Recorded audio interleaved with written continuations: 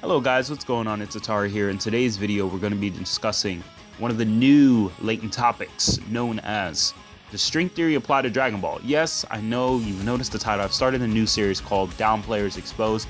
So it's really going to be me going to a specific forum or place and kind of read through it and see where everyone's ideas are coming from for a specific character. And then we'll be addressing it in the video to either debunk it or maybe support it, depending on the circumstances. So for the most part, let's dive right in. So our main target right here is the Immortal Shadow. Now, we're not aiming at him to, be a troll, cause controversy. It's just fiction. Honestly, who cares to be honest, at the end of the day, because it's just the author's interpretation of how he represents his characters. Toriyama can make Goku omnipotent at one point or another. But we're really going to be addressing one of his many comments in the section of the Zenkai talk, and it's really just addressing that. Problem is just Dragon Ball follow string theory. So again, Immortal Shadow, if you see this video, it's nothing against you. I'm just really addressing the issue you've pretty much displayed out there in public. So with that said, there's many other people who believe this. So let's go into it. So for the most part, Dragon Ball Super does follow string theory. That's pretty much proven or implied through these various feats. For number one, Astro Zamasu became the timeline. And when Astro Zamasu became the timeline, it's pretty much showing that he is a fourth dimensional being no matter how you look at it. I mean, it doesn't matter if it's super string or string theory or M theory, he's still 4D and messing with time. And the second point is he's trying to propagate through other parallel worlds. Let me give you some perspective and visual here.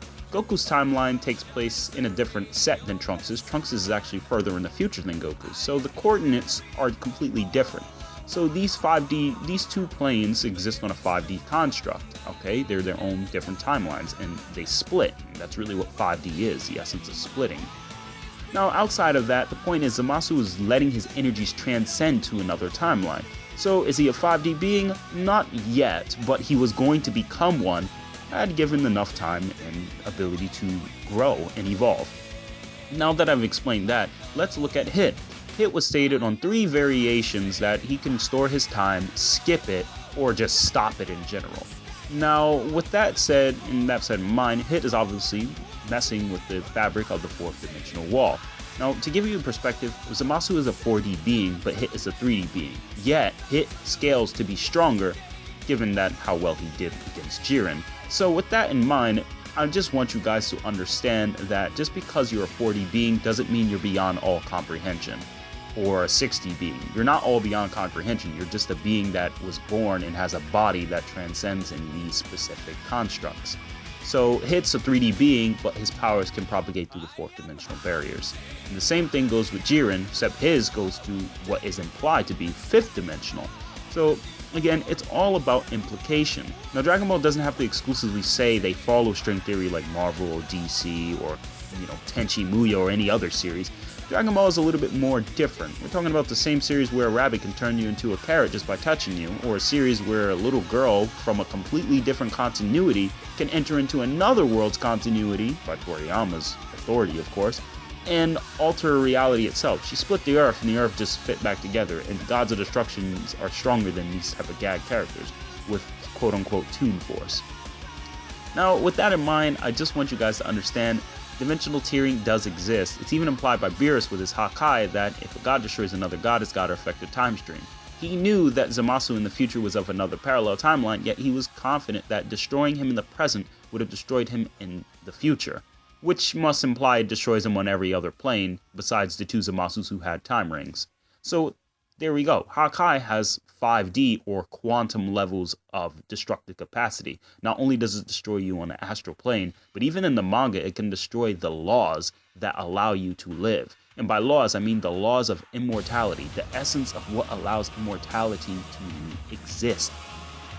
Hakai can destroy that. That's why it's called erasing from existence. It neglects all laws. So with that in mind, that should right there give you an understanding of the level of power these guys have, even as 3D beings. But my main point is, does it follow string theory? Well, it does say here that Hit was able to avoid an attack by, basically transcending through another dimension or crossing another dimension. So right there, it kind of tells you that they can already do these things. Yes, they are affected by the 4th dimension because they do age, but that doesn't mean they can't destroy the 4th dimension. It's Toriyama or Dragon Ball's way of just how they follow science. Not all science applies to it. I mean, again, Beerus should be billions of times faster than light, considering he got impatient while waiting for Whis and traveled there on his own with no staff. And given that Whis is stronger, I would imply that Whis doesn't actually need his staff to move that fast, too. So, again, I guess it's really up to interpretation and how you view the series. So, with that in mind, yes, guys, it does follow string theory. Now, the last thing I really got to deal with the Immortal Shadows point is, why are you using it? Well, again, we use it to express the magnitude of someone's power. I'm not going to sit there and say Goku Super Saiyan Blue is 1,000,000 times universal. I would just say he's multiversal, simple as that. Or if he's starting to go beyond that, I'll just say, well, Goku's like multiversal and he's fourth dimensional. Simple as that. Fourth dimensional in terms of where his power can. Jiren is multiversal plus, or high multiversal, since he's fifth dimensional, most likely. And given that he's way stronger than anything they've ever faced, that would include Infinite Zamasu and Merge Zamasu, who are both stated to be on levels of infinity. So again, that's kind of consistent here with Dragon Ball, these levels of infinities that keep popping up here and there. Yeah, but basically, more or less, Jiren is going to be pretty much 5D, but we should watch a little bit more to pick out a more accurate surmise or verdict.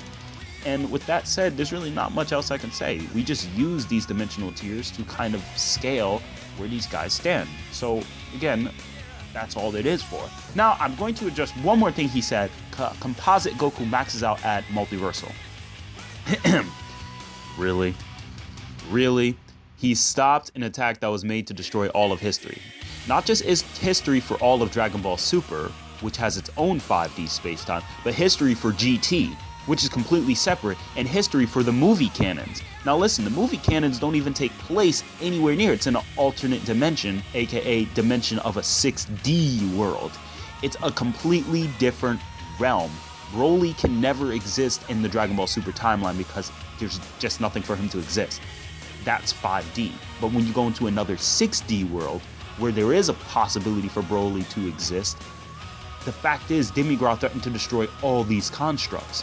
He's a complex multiversal being already, and Goku was able to stop the attack in base form. So with that in mind, Xenoverse Goku is complex multiversal. Simple as that in his base form. And then you want to go on to that, how about I just go on to, Xeno Goku, who is stronger than Xenoverse Goku, who's possibly 7th dimensional, and probably can destroy all of Dragon Ball reality, because Demigra could. And 7th dimensional, by the way, everyone, is when all infinite 60 possibilities that exist are at stake. And 8th dimensional is dealing with probably other realities or logics or fictions. Which, based on that, if you include the Dr. Slump series along with this, you can even argue that they reach 8th dimensional levels for like the Daishinkan or Xeno or whoever. But yeah, to say Composite Goku maxes out at multiversal, get out of here. It's even stated he's like omnipotent. So Composite Goku is omnipotent. I don't even know why I'm even addressing this, but I just gotta say it out there. He's omnipotent. Xenoverse Goku's complex multiversal. Xeno Goku is 7th dimensional. If you want to argue with me, please do. Go ahead in the comment section, because I will put you on another. I'll be more than happy to put you on a part 2 of DownPlayers Exposed. But yeah, that's just covering all the misconceptions there. Immortal Shadow, again, nothing personal to you, but I'm putting your name out there because people are also going to be doing things similar like you. And to prevent that from happening, the spread of misinformation regarding string theory, more than just Dragon Ball. I don't even care about the Dragon Ball part. Just in regards to string theory, nah, we can't let that slide. But thank you guys for watching. Sorry the video has been a little bit longer than planned, but I had to release some of my gripes out there. But until next time, give me some suggestions or link me to a forum or vlog that's spilling out more controversy. Maybe I'll put them on the next DownPlayers Exposed. So until then, thank you guys for watching. Atari out.